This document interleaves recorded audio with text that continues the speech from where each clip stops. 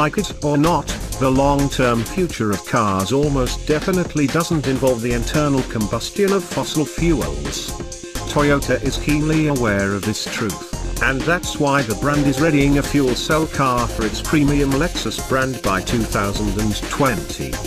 But that model won't represent Toyota's first major foray into hydrogen fuel cell powered vehicles, as the brand became the first to offer a fuel cell car for direct purchase last year, in the form of the, aesthetically challenged Mirai.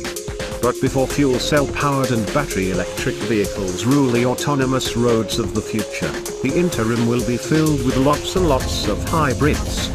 Now, hot on the heels of that gasoline-powered model comes the hybrid variant, the LC500h, which will launch concurrently with the plain old 500. But the LC500h is much more than just another hybrid from the automaker that sells 1 million gas-electric cars each year.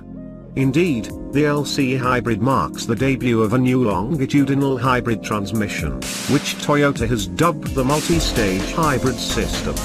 This system includes a CVT that incorporates two electric motors similar in concept to the hybrid Synergy drive in a Prius and adds a conventional 4-speed automatic transmission to the mix.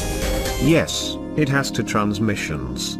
If you're thinking that this sounds a lot like the GM/BMW/Daimler Chrysler co-developed two-mode hybrid transmission from a decade ago, you're not far off the mark. In a sense, Multistage picks up where two-mode left off, and adds quite a bit of capability in the process.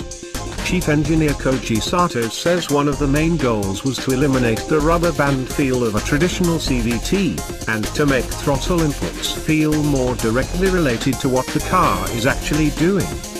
No car company, certainly not one as renowned for refinement as Lexus, wants its new model compared to a golf cart. That said, Lexus admits the LC500h will feel a lot like hybrids with only a conventional CVT when driven in its normal or eco modes, albeit with fewer engine revving and spikes that feel out of step with acceleration. The transmission arrangement puts the 4-speed effectively at the output of the two-motor CVT, which means the electric motors don't have to spin as fast, reducing electrical losses and thereby improving efficiency. The new setup also allows for electric-only driving up to 87 miles per hour. The old transmission, as installed in the LS600h and GS450h hybrids, would only allow for 62 miles per hour.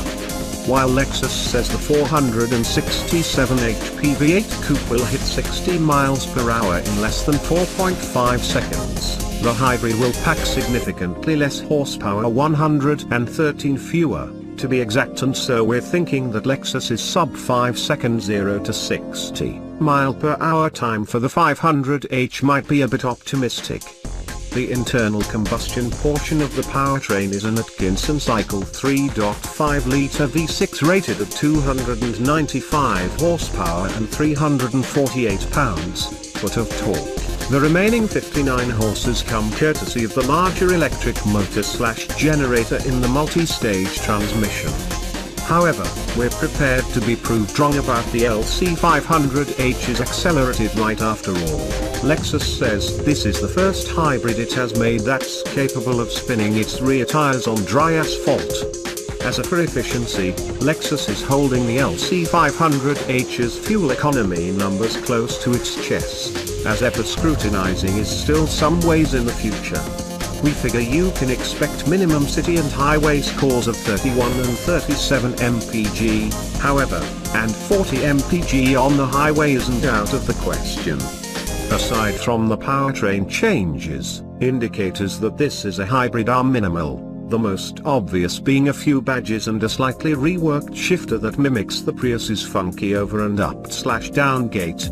Indeed, the LC500h shares the LC500's wheels and tires, sheet metal, and interior. This is no bad thing.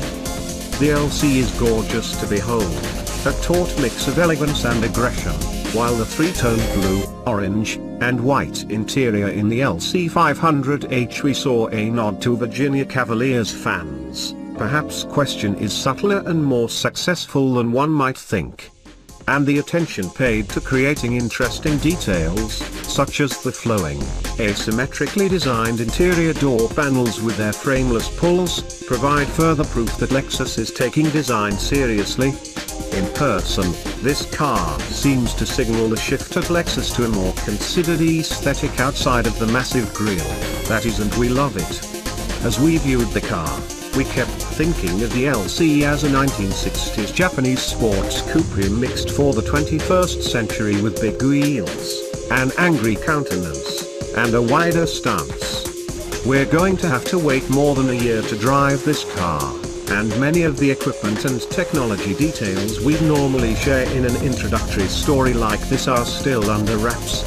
That said, the LC500 and LC500h will certainly have all the safety, luxury, and convenience features expected in statement vehicles, with price tags expected to approach or surpass $100,000.